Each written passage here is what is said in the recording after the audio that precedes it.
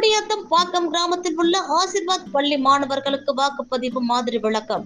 வேலூர் மாவட்டம் குடியாத்தத்தை அடுத்த பாக்கத்தில் உள்ள ஆசிர்வாத் இன்டர்நேஷனல் பள்ளியில் வாக்குப்பதிவு குறித்து மாணவர்களுக்கு செயல் விளக்கம் அளிக்கப்பட்டது.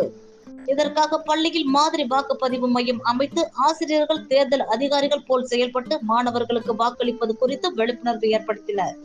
இதையொட்டி மாணவர் தலைவர் தேர்தலும் நடைபெற்றது. இதில் பள்ளியின் முதன்மை மாணவ மாணவியர் என இருவர் தேர்தலில் போட்டியிட்டு உள்ளார். சக மாணவ மாணவிகள் என மொத்தம் 850 பேர் நீண்ட வரிசையில் நின்று வாக்களித்தனர். அப்போது பள்ளி தாளாளர் மஞ்சுநாத், பள்ளி முதல்வர் பிரமீளா கண்ணன் ஆகியோர் மாணவிகளை வழிநடத்தினர். கணக்காளர் செல்வகுமார் மற்றும் ஆசிரியர்கள் இதற்கான ஏற்பாடுகளை செய்திருந்தனர். ரொம்ப காலமாக நடந்துட்டு வருஷம் நாங்கள் எலெக்ஷன்ஸ் நடத்துகிறோம்.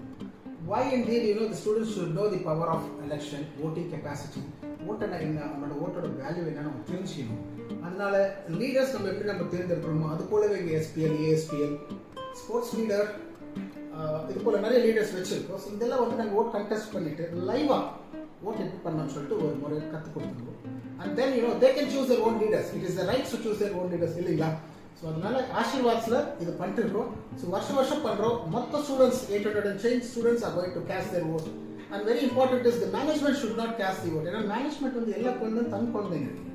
இங்கே யாருக்கும் பேதம் பார்க்க முடியாது இல்லைங்களா? இந்த குழந்தை ஓட் போட்டாங்க, இந்த குழந்தைக்கு வருத்தமாகும். ஸோ அதனால நம்ம என்ன பண்ணோம்னா நம்ம ஓட்டிங் போடக்கூடாது, மேனேஜ்மெண்ட் ஓட் போடக்கூடாது. இந்த முறை எஜுகேஷன் சிஸ்டமில்.